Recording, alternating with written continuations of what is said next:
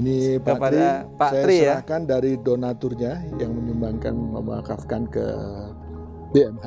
Ya. Baik, saya terima untuk 1 unit Armada Dakwah. Insya Allah semoga bermanfaat. Amin, amin, amin, Kemudian keluarga besar.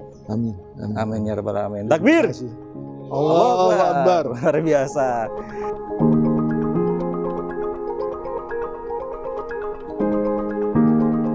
Assalamualaikum warahmatullahi wabarakatuh.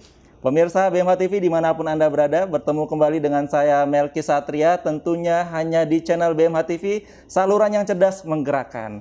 Nah, pada segmen Bincang Mulia kali ini, kita lakukan dengan sesuatu yang tidak biasa dilakukan.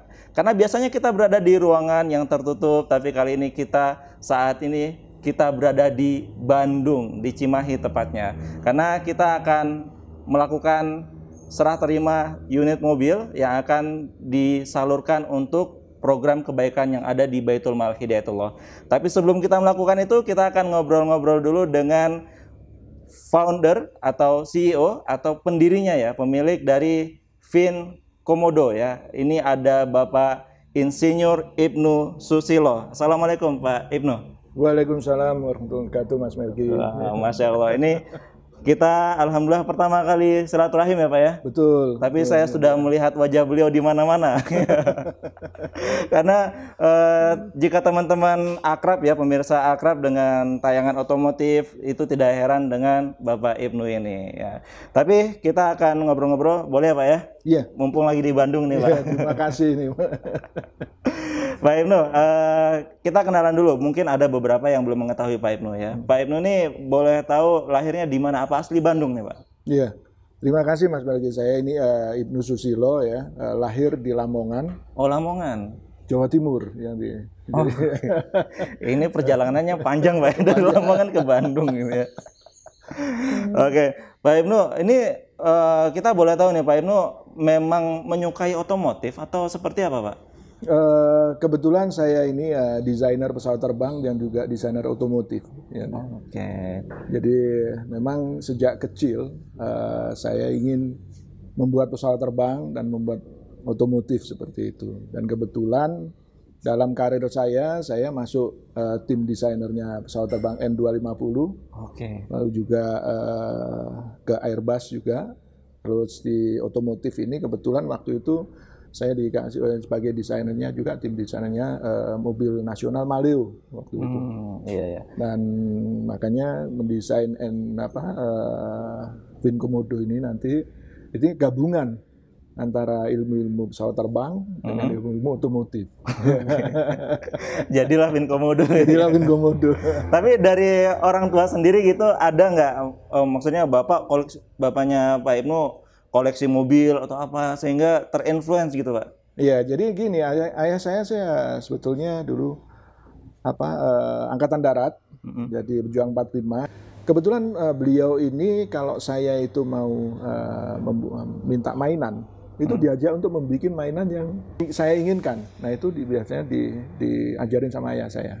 Oh, gitu. Berarti nggak beli jadi? Nggak, diajarin. Mainannya jadi membuat sendiri, misalnya senapan.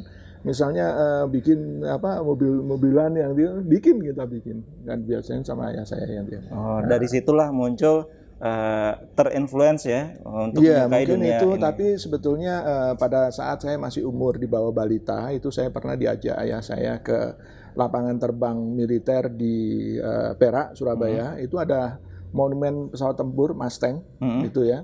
Itu saya dinaikkan ke pesawat itu yang monumen. Nah, saya lari-lari di atas sayapnya, terus saya tanya ke ayah saya, Pak, sopirnya pesawat ini siapa? Ini saya masih belum TK ini. Oh, ini namanya pilot itu. Terus yang bikin pesawat ini siapa? Oh, ini namanya insinyur. Sekolahnya di mana gitu. Nah, disitulah saya kepingin, saya besok mau jadi insinyur dan kepingin membuat pesawat terbang. Oh gitu. Ya. Jadi ini salah satu tips juga ya bagi orang tua yang pengen anaknya nanti jadi apa, ajak ke tempat yang memang cenderung lebih ke sana ya. Persis. Itu ternyata rekaman anak-anak di bawah 5 tahun itu ternyata kuat sekali rekamannya. Dan saya masih ingat gitu. Oke. Setelah dari lapangan terbang yang itu saya panas tinggi juga karena biasa di bandara kan panasnya kayak apa kayak gitu ya. Iya, iya, iya. Jadi kalau anaknya mau menyukai otomotif, ajak ke pabriknya sini, Pak ya, Finkomodo ya. Nah, oke. Nah, sekarang Finkomodo ini sebenarnya apa, Pak? Kenapa namanya Finkomodo gitu loh? Finkomodo ini adalah sebuah kendaraan. Jadi di Indonesia ini ya dari Sabang sampai Merauke itu jalanan yang ada jalan aspalnya atau infrastrukturnya itu nggak sampai 5%. Semuanya sisanya itu adalah jalanan yang tidak ada jalannya atau aspal. Misalnya kita teman-teman kita yang ada di pedesaan, yang ada di perkebunan, kehutanan, pertambangan itu jalannya nggak ada aspalnya yang tinggi. Iya. Artinya non infrastruktur dan itu mereka tidak punya. Kalau toh kendaraan yang bisa melalui jalan-jalan seperti itu harganya mahal-mahal. Nggak terbeli ya, di atas 500 lah mungkin ya yang gitu.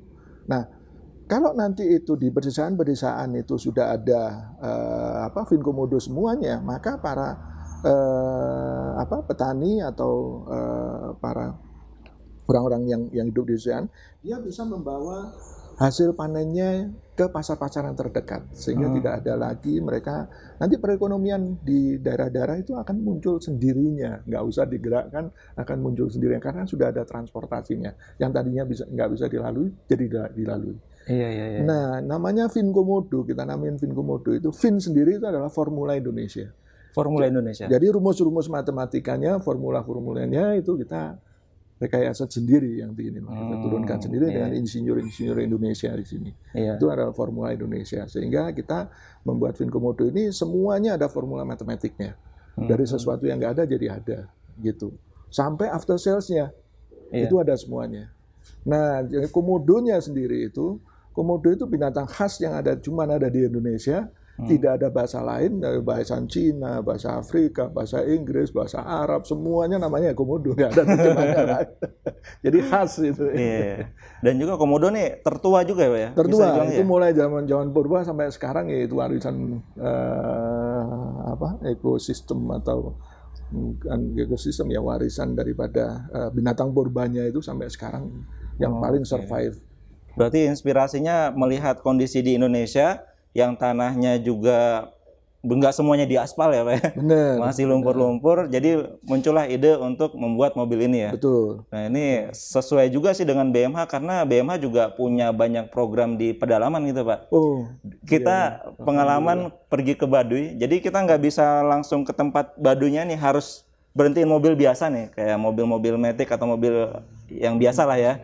Harus jalan kaki dulu, baru bisa nyampe ke titik yang kita tuju. Mudah-mudahan dengan Finkomodo bisa terbuka itu. Amin. Nah, itu salah satu ide-ide yang banyak sekali ya, banyak sekali, luar biasa ini. Nanti kita tunggu sinerginya, Pak ya. Siap, Mas. Oke. Nah, sejarah awalnya sendiri nih gimana, Pak? Bikin apa? Ini kan sekarang sudah bisa dibilang besar lah, ini kan pabriknya sudah besar, mobil yang diproduksi sudah banyak. Awalnya dulu gimana, Pak? Iya, awalnya sebetulnya ya itu tadi, Mas, karena background saya memang desainer pesawat terbang dan desainer otomotif gitu ya. Jadi Finkomodo ini saya rancang kaidah-kaidahnya persis seperti saya merancang pesawat terbang yang saya turunkan. Jadi nggak ada sayapnya, sehingga persamaan-persamaan matematika untuk keseimbangannya, kenyamanannya, stabilitasnya, keamanannya itu saya menggunakan kaidah-kaidahnya pesawat terbang. Sehingga kalau Mas Melki nanti menggunakan Finkomodo ini, jalanan seperti apa aja itu seperti kita jalan di jalan aspal aja. Iya. Dan mobilnya tangguh, ringan, tapi tangguh gitu karena saya menggunakan metode-metode menghitungnya dengan metode struktur ringan, itu ya strukturnya pesawat terbang. Lalu stability-nya juga. Jadi walaupun jalannya ajurit-ajuritan, penumpangnya itu tidak lompat-lompat seperti kalau kita naik kendaraan konvensional. Ini penumpangnya kayak di jalan tol aja gitu, lurus kayak begitu. Sehingga yang menggunakan Finkomodo, karena di operator di perkebunan atau di pedesaan ini, mereka nggak capek. Iya. Fokus akan pekerjaannya. Jadi Finkomodo nanti sebagai alat transportasi tool aja yang gitu. Iya. Tapi yang jadi pertanyaan, kenapa harus mobil seperti ini? Kenapa kan di Indonesia nih pasarnya yang lebih luas tentu mobil-mobil yang sudah populer gitu ya, Iya. bukan yang seperti jenis ini. Kenapa nggak bikin mobil yang lain aja gitu, Pak? Iya, sebetulnya kalau kita langsung membuat mobil yang seperti itu bukan kita nggak bisa gitu ya, tapi itu sudah ada sekarang udah pasarnya. Kita kan awalnya kami itu saya desain sendiri di rumah, habis itu bikin juga di rumah gitu ya. Bahkan untuk yang prototipe 1 itu mulai saya riset pasar itu tahun 2005. 2005 ya? 2005 saya riset pasar dari Sabang sampai Merauke, lalu 2006 saya mulai desain. 2007 saya bikin, 2008 kami tes yang dia. Nah, itu kita sebut generasi pertama. Nah, begitu kita tes, kebetulan waktu itu ya, pas kita ngetes, ada orang dari Pekanbaru. Ya, ternyata pemilik kebun sawit gitu ya, melihat kami waktu tes, tuh, ini mobil apa ini? Gitu kan. Ngetesnya di mana itu? Wah, ngetesnya ada di luar sini, Mas. Ada di daerah kebunnya penduduk lah gitu. Iya. Jalannya nggak karu-karuan. Nah, waktu itu ada pasir digundukan gitu ya. Pasir gundukan habis orang beli pasir terus turun dari truk. Nah, kita bapak tersebut itu ngetes itu, naik ke pasir itu, loh kok gak terguling, langsung beli. Nah, kita seneng banget kan, baru bikin dibeli gitu. Iya. Waktu itu belum produksi massal. Belum, baru satu gitu. Nah, itu tahun 2008. Terus 2009 kami sempurnakan lagi menjadi generasi kedua. Nah, itu generasi pertama berapa mobil? Generasi pertama itu kami produksi cuma 3 mobil. 3 mobil. 3 mobil. Setelah itu generasi kedua itu kami produksi sampai 15 mobil. Itu tahun 2009. Okay. Setelah itu kami 20 mobil di generasi kedua. Lebih pede, Mas. Udah lebih pede. Terus setelah itu kami sempurnakan lagi menjadi generasi ketiga, itu tahun 2010. Nah, kami sempurnakan lagi ada generasi keempat itu 2011. Nah, setelah itu mulai terus penjualan gitu ya. Kami mengeluarkan generasi kelima itu tahun 2017. Ya. Nah, sekarang yang kami produksi terus ini masih generasi kelima. Oke, baik. Itu Mas, perjalanan panjang sebuah riset. Jadi evaluasi terus, diperbaharui terus. Betul, gitu ya. dan itu inputan dari customer. Oh, iya. Kurang ini kita absorb terus customer dan kita berikan feedbacknya. Ya itulah riset yang sebenarnya seperti itu. Kemauan customer apa kita ikutin. Tapi ingat, yang pertama harus safety dulu. Setelah itu harus reliability, kehandalannya yang ini. Iya. Lalu ke masalah ekonomi segala kayak gitu nanti. Oke, baik. Nah, sebelum mendirikan Vinkomodo ini, saya penasaran Bapak ada kerja di tempat lain nggak gitu, sehingga sebelum di sini? Iya, saya waktu itu Mas, saya kuliah di ITS Teknik Mesin di Surabaya. Itu tugas akhir saya adalah rancang bangun pesawat terbang ringan model flybike. Jadi karena hobi saya ngetrail gitu ya, saya kepingin kalau jumping itu nggak turun lagi. Nah, saya kasih sayap, saya rancang di situ biar bisa kalau jumping terbang terus gitu. Namanya anak muda ya. Iya.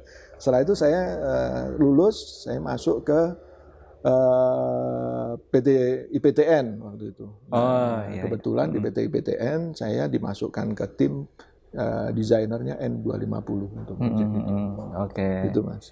Nah, setelah itu baru langsung ke 2004 saya resign bulan April. 1 April saya resign tahun 2004. Terus saya mau mendirikan Vinkomodo ini. Nah, karena saya udah biasa desain apa aja gitu ya, otomotif, lalu pesawat terbang kayak gitu. Kalau nggak pernah berpikir masalah dana karena kan semuanya ada gitu. Nah, saya mikirnya, begitu enaknya ya kalau kita bergerak di teknologi, apalagi di high tech, itu mesti dana gampang untuk kemana-mana. Begitu saya resign gitu ya, saya ingin membuat sebuah kendaraan yang untuk menghubungkan daerah-daerah tertinggal sehingga nanti Indonesia tidak ada daerah tertinggal lagi, yang kendaraan ini compact, kecil, tapi dia setangguh jeep, senyaman sedan. Nah kayak begitu. Setangguh Jeep sama sedan ya. Ekspektasinya tinggi Pak. Ekspektasinya tinggi, bayangin setangguh Jeep senyaman sedan gitu. Kendaraan apa gitu? Saya coba presentasi ke bank di Jawa Barat ini. Satu bank pun nggak ada yang mau. Jadi semuanya itu bahkan sampai ke BI pun juga itu yang bank-bank dan Pak Ibnu satu yang sudah dijual Pak Ibnu ya 3 tahun terakhir apa? Loh, ya belum ada. Ini masih konsep. Ini di komputer saya karena kenapa harus saya masukkan ke komputer agar visualisasi yang ada di otak saya itu tahu. Terwujud seperti ada inilah ininya, mobilnya ya. nanti gitu. Terus habis itu yang kedua pertanyaan, Pak Ibnu, kalau Jeep itu ya Jeep, sedan ya sedan, nggak bisa itu digabungin. Akhirnya wah saya strategi ternyata nggak semudah itu. Akhirnya saya di Airbus itu punya program untuk membuat Airbus A380. Itu pesawat terbang terbesar di dunia. Muatannya bisa 800 orang gitu ya, dan 3 deck. Di dalamnya itu 3 deck. Nah kebetulan yang beli pertama waktu itu Singapore Airlines sama Malaysian Airlines. Nah akhirnya saya dengan government Malaysia dan teman-teman yang di sana mereka kan ada counter trade ya, ada counter trade, mereka counter trade dengan komoditi. Saya bilangin, ambil paket teknologinya, ambil desain dari Airbus, bagian komponen dari Airbus yang ini dan didesain. Oh, gimana caranya? Ya udah nggak apa-apa, nanti saya set up kan, gitu. Ternyata diterima sama government Malaysia dengan dikawinkan dengan BUMN di sana, gitu. Terus habis itu kita ikut tender ke Airbus. Loh lah kok menang gitu loh. Kami diuji itu dikasih desain dari sayap, sayapnya A380 bagian dari sayap itu ada komponen kan banyak itu ribuan. Nah kita di sana kita dikasih paket itu yang sudah behind schedule. Yang udah schedule-nya telat, kamu bisa nggak nguber ini schedule ini? Akhirnya ternyata kita bisa ahead schedule. Nah setelah itu diikutkan tender yang kedua lagi, menang lagi. Nah yang ketiga akhirnya kita itu kan yang sipil, terus disuruh ikut tender yang Airbus untuk militer, yang namanya A400M yang sekarang lagi dibeli Indonesia ya Kementerian. Nah A400M ini pesawat terbang transport. Nah kami ternyata menang di bagian komponen di tail, di ekor. Jadi udah dapat 1 ekor kan jadinya. Nah disitulah saya mendapatkan modal setelah itu. Nah sambil saya di sana ngerancang Vinkomodo. Walaupun sambil mengerjakan Airbus gitu ya di Malaysia ini, tapi di sana semuanya kredit poinnya ya memang perusahaan Malaysia, kita ngikut di perusahaan partner. Memang itu keputusan yang cukup berat ya Pak ya. Betul. Untuk memulai sebuah usaha tapi nggak ada modal, kita ngajuin. Betul. Ditolak ternyata ya. Tidak semudah itu gitu ya, tapi ternyata bisa. Tapi ada rezekinya dari yang tadi ya, tender itu tadi ya. Tadi sebetulnya kalau kita ada kemauan di situ mesti ada jalan jadi. Iya, selain dari keuangan gitu, Pak, ada tantangan lain nggak? Entah itu dari regulasi atau banyak regulasi gitu, belum ada. Apa nih tantangan bikin Vinkomodo nih, Pak? Karena ini kan pertama ya Pak di Indonesia, Pak. Betul. Ini jadi yang mengembangkan Vinkomodo kayak begini bukan seperti tipenya seperti ini, itu pertama kali itu Israel.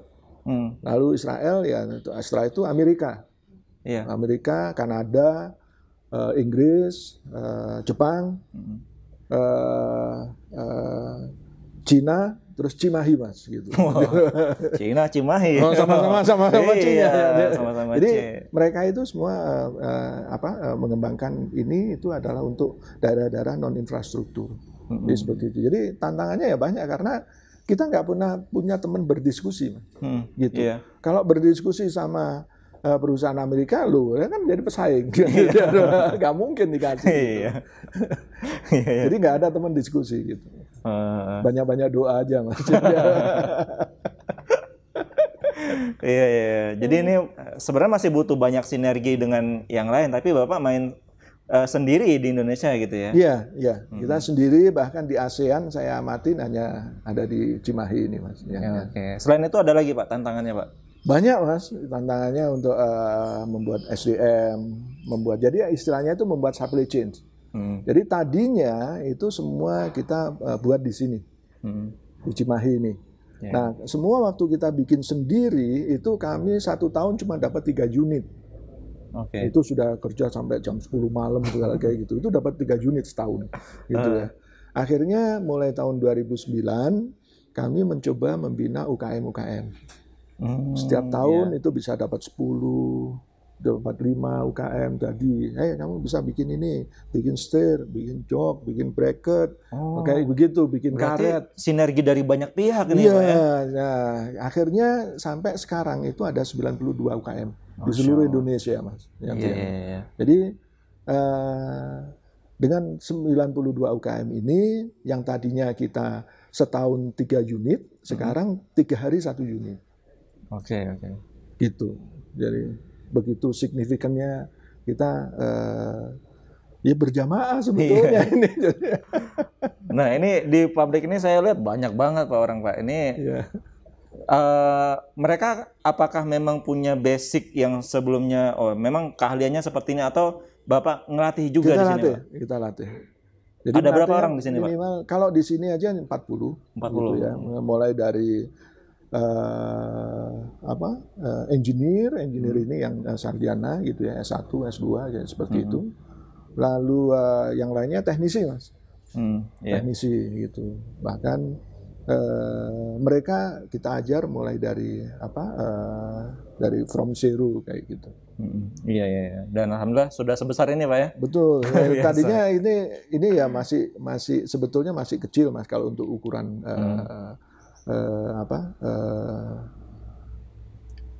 untuk ukuran industri otomotif. Jadi yang kami rancang di sini sebetulnya tujuannya bukan cuma membuat mobilnya. Mobilnya ini adalah salah satu poin, tapi kita juga ingin membuat industrinya.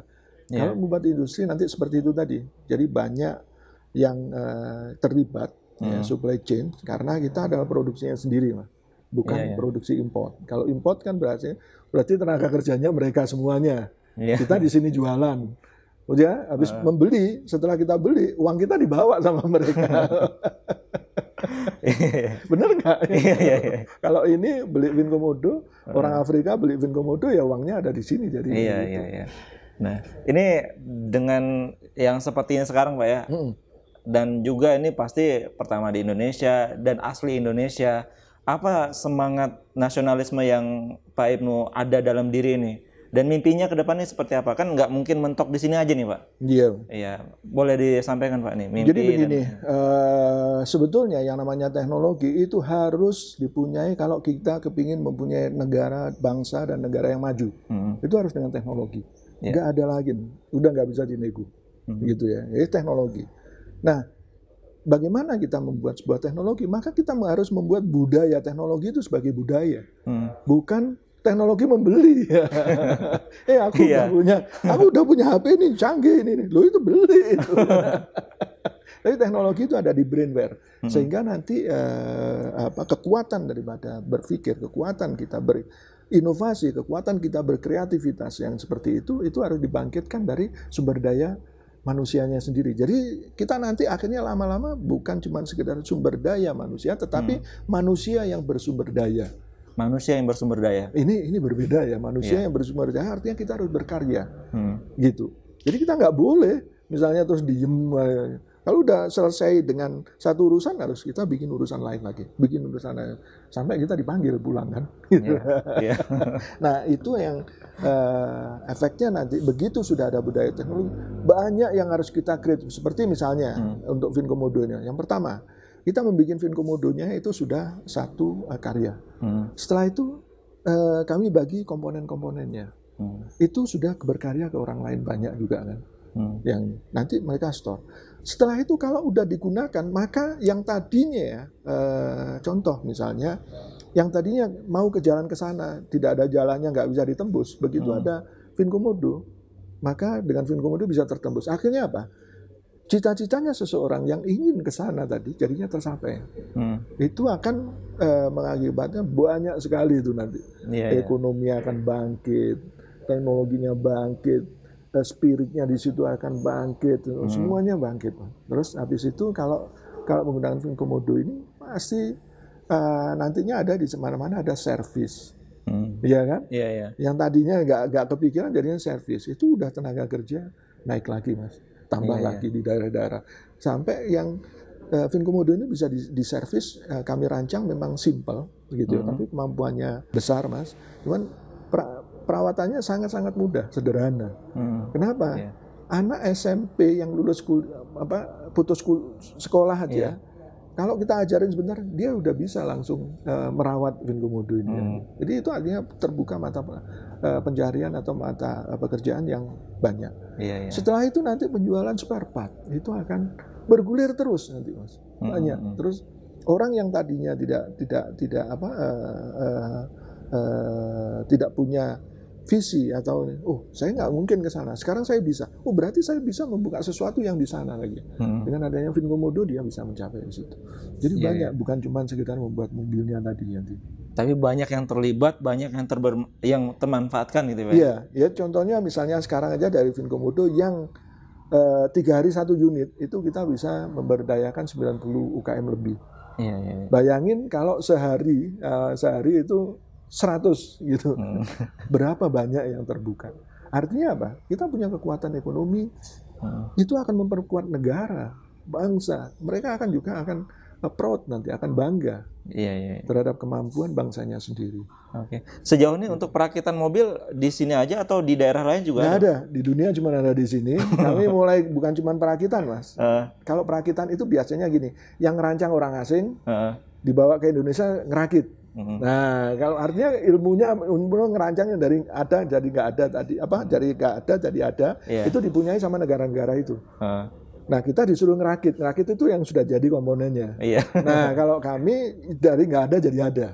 Di sini kalau di atas ini tempat para insinyur kita itu ngelamun, lalu membuat sesuatunya, begini. Setelah itu turun ke produksi, itu diproduksinya. Lalu sampai kita masuk semuanya itu ada cleaning, setelah itu cleaning, painting, baru mulai di sini perakitan. Yang terakhir. Setelah perakitan kita tes gitu ya, sebelum kita deliver ke customer kita tes minimal di 30 km, 25 sampai 30 km. Kalau nggak ada masalah baru kita deliver ke customer gitu, Mas. Jadi dari sesuatu nggak ada jadi ada. Iya. Kita ini Pak, nih saya sedikit curhat nih Pak ya. Jadi di BMH ini kan kita mobil ada lah untuk operasional ya. Nah, tapi program BMH ini bukan hanya di perkotaan, tapi di desa-desa, di medan-medan yang di sana membutuhkan armada yang lebih dari mobil biasa gitu. Makanya kita saat ini juga fokus untuk kalau kita mau memberdayakan di daerah-daerah, ya kita harus punya mobil yang seperti ini gitu ya. Nah, sementara di BMH ini sendiri kita punya banyak core program gitu Pak. Ada yang di bidang dakwah. Dai kita Pak, wah Masya Allah, tersebar di. Jadi kalau Pak Ibnu jalan-jalan gitu ya umpamanya ke Sumatera atau ke Kalimantan, Sulawesi, ke Papua bahkan ya, nggak heran kalau ketemu pesantren Hidayatullah di sana. Itu binaan kita gitu. Jadi memang fokusnya ke sana. Jadi daerah-daerah di sana memang membutuhkan membutuhkan armada yang seperti ini gitu. Di bidang dakwah, di bidang ekonomi juga kita memberdayakan masyarakat yang ada gitu ya. Karena apalagi pandemi ini Pak ya. Iya, benar. Lalu di bidang pendidikan sampai kita di mana-mana gitu ya. Di bidang sosial kemanusiaan. Nah, ini juga karena kita banyak di daerah, sehingga ketika kita nggak ingin sebenarnya bencana terjadi, tapi qadarullah kalau terjadi, alhamdulillah BMH bisa langsung terjun ke sana. Bahkan amilnya sendiri berada di lokasi bencana itu gitu Pak. Jadi ada beberapa kejadian yang seperti itu. Jadi ya aksesnya karena kita punya amil di sana, ya udah kita langsung terjunkan bantuan gitu. Beberapa lembaga yang ada di sekitar sana belum bisa akses, kita yang akses duluan karena memang yang terdekat gitu. Nah, dengan beberapa program ini kayak dakwah, pendidikan, ekonomi, sosial, dan beberapa program kebaikan lainnya apa nih yang kira-kira bisa kita sinergikan nih Pak ke depannya nih? Sangat matching, Mas. Matching banget ya. Sangat matching. Iya, iya, iya. Seperti pendidikan udah jelas, kita udah pendidikan di Finkomodo ini komplit ya yang dia gitu. Lalu untuk ekonomi itu udah jelas juga. Karena dengan adanya Finkomodo yang nanti perekonomian di daerah-daerah yang tadinya tidak tersambung, sekarang kalau tidak bersambung artinya apa? Penghasilan masyarakat yang di daerah sini yang mungkin masih tertinggal tadi, maka dia tidak bisa. Kenapa? Karena dia tidak bisa bawa hasil panennya atau hasil karyanya atau apapun yang dia ke pasar terdekat. Nah, dengan adanya kendaraan yang tadinya tidak bisa dilalui kendaraan, sekarang udah ada kendaraannya yang bisa, maka masyarakat yang ada di area sini dia bisa kenal pasarnya. Disitulah perekonomiannya akan tumbuh. Iya. Gitu kan. Nah, jalan yang tadinya tidak ada orang yang lewat di situ, akhirnya karena sering dilewatin, masih di antara tengah-tengahnya masih muncul warung dulu, bener nggak? Iya. Setelah itu muncul bensin yang 2 tak gitu ya. Terus habis itu muncul yang ada servis, muncul lama-lama kan bangkit dengan budayanya sendiri nanti. Demikian juga pendidikan yang dia kan tadinya, ini kok saya nggak bisa nih. Kami bisa dengan adanya alat kendaraan berteknologi ini, mereka akan bisa mengerti yang kayak gitu. Nah, seperti untuk kemasyarakatan sosial atau bencana, Finkomodo ini juga kami ada yang tipe Medivac, medical evacuation. Nah, untuk mengevakuasi pasien atau korban ke tempat kesehatan yang terdekat, kayak gitu. Kita lengkapi juga yang ada ininya, ada drag barnya atau stretchernya, sehingga kan tadi saya sudah jelaskan Finkomodo itu walaupun jalanan seperti apa, mobilnya level dan nyaman. Maka kalau bawa pasien dia nggak akan. Ya seperti contoh misalnya ada pasien ibu-ibu hamil gitu ya. Jarak rumahnya dia ke puskesmas 10 kilo misalnya gitu. Karena nggak ada transportasinya, jalannya nggak ada. Biasanya ditandu pakai bambu 4 orang terus pakai sarung ya. 4 atau 6 orang jalan itu. Berapa jam nyampe sana? Tapi kalau begitu ada Finkomodo pasang di stretchernya, mungkin 15 menit sudah nyampe. Iya. Kayak gitu, Mas. Oke. Akhirnya begitu kita sudah punya kecepatan, maka pertumbuhan di situ akan naik sendiri. Mentalitasnya juga akan naik nanti. Iya. Itu jadi sangat bersinggungan sekali nih ya Pak ya. Sangat bersinggungan. Ya. Dan alhamdulillah nanti ini salah satu mobil akan kita kirimkan ke Jambi. Jadi di sana tuh ada suku anak dalam, Pak. Yang sinyal pun agak susah di sana ya. Iya, bismillah, mudah-mudahan bermanfaat. Dan juga mudah-mudahan kedepannya ini banyak sinergi antara BMH juga dengan Finkomodo Pak ya, karena kita punya visi yang sama juga. Karena salah satu yang Pak Ibnu sampaikan tadi, ini Finkomodo memang dibuat untuk medan yang seperti itu ya. Benar. Begitu juga dengan BMH. Iya. Nah ini Pak, sebelum kita ini saya mau tanya dulu nih, sebenarnya apa nih pesan-pesan ya dari Pak Ibnu untuk generasi muda zaman sekarang ini? Karena kan generasi zaman dulu sama yang sekarang beda, semangatnya juga beda. Betul. Mungkin ada yang mau disampaikan nih Pak? Baik, ya ini mungkin saya sampaikan buat para pemuda di seluruh Indonesia gitu ya, bahwa jangan takut untuk berkreasi, jangan takut untuk membuat sebuah produk. Hindari menjadi bangsa konsumen, jadilah bangsa produsen. Dengan adanya bangsa produsen, maka bangsa Indonesia dan negara Indonesia ini akan maju seperti yang kita cita-citakan. Dan begitu kita bangsa ini maju, maka semuanya kita tidak mudah untuk terbawa arus perubahan-perubahan dunia, dan kita akan mudah untuk mengadaptasi daripada perubahan-perubahan dunia ini. Oke, jadi jangan menjadi bangsa yang konsumen. Tapi jadi bangsa yang produsen dan tetap belajar Pak ya untuk meraih itu semua. Baik, Pak Ibnu, dari perjalanan Bapak dari awal tadi ya sudah diceritakan sampai sekarang memiliki usaha yang alhamdulillah ini besar sekali, sudah ada di mana-mana juga ya. Insya Allah Mas.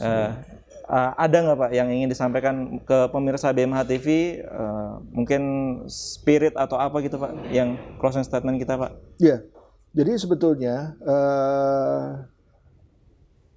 untuk membangun sebuah bangsa, untuk membangun sebuah negara, maka belilah produk atau hasil karya daripada bangsa kita sendiri, daripada untuk produk-produknya negara kita. Karena kalau sekali kita membeli, itu artinya kita meminterkan bangsa kita sendiri.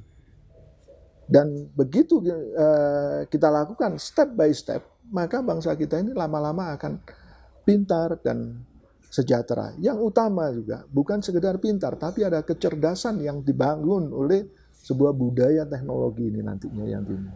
Nah ini yang harus dibangun, karena ini membangunnya tidak bisa setahun 2 tahun. Ini harus step by step, ini seperti kehidupan kita membangun jati diri. Jadi untuk para tadi saya sudah berpesan, jadilah kita bangsa produsen. Setelah itu yang kedua, belilah produk-produk Indonesia untuk memintarkan bangsa kita sendiri dan negara kita. Oke, baik, luar biasa ya. Nah, Pak Ibnu, ini memang dari dulu kita kan digaungkan gitu ya, cintai produk Indonesia gitu kan. Tapi orang Indonesia ini juga mikir Pak, kita memang mencintai produk Indonesia, tapi bagaimana dengan kualitasnya? Yeah. Nah, saya di sini mau menyampaikan, dan saya juga yakin nih Pak Ibnu juga pasti menyampaikan seperti ini, karena produk dari Vin Komodo ini juga bukan hanya produk Indonesia, tapi kualitasnya juga bisa bersaing gitu loh. Jadi kualitasnya juga oke gitu ya, bisa bersaing dengan produk-produk yang luar, dan juga kita memang harus mencintai produk Indonesia. Dan alhamdulillah sinergi yang terbangun ini mudah-mudahan bisa berkepanjangan. Kita punya visi yang sama, dan juga kita sebentar lagi akan menyaksikan serah terima ya, 1 unit mobil Vin Komodo yang akan kita bawa langsung ke Jambi nantinya. Baik, itu dia pemirsa BMH TV, bincang-bincang kita dengan Pak Ibnu. Sekali lagi terima kasih Pak sudah meluangkan waktunya. Ya. Kita akan langsung saja menyaksikan serah terima dari 1 unit mobil Vin Komodo untuk dakwah dai di pedalaman. Kita langsung aja ya Pak ya. Oke. Ayo, kita Mas.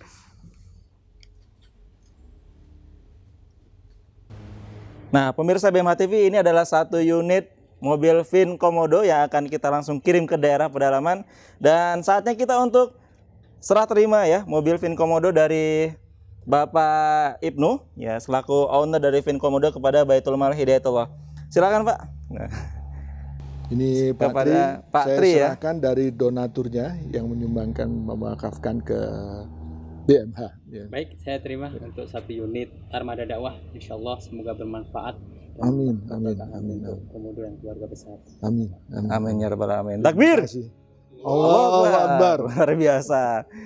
Oke, pemirsa BMH TV, itu dia bincang mulia kita kali ini, sekaligus kita serah terima 1 unit mobil Vin Komodo untuk mendukung dakwah dai di pedalaman. Saya Melki Satria beserta kru yang bertugas pamit undur diri. Wabillahi taufik wal hidayah. Wassalamualaikum warahmatullahi wabarakatuh. Waalaikumsalam warahmatullahi wabarakatuh.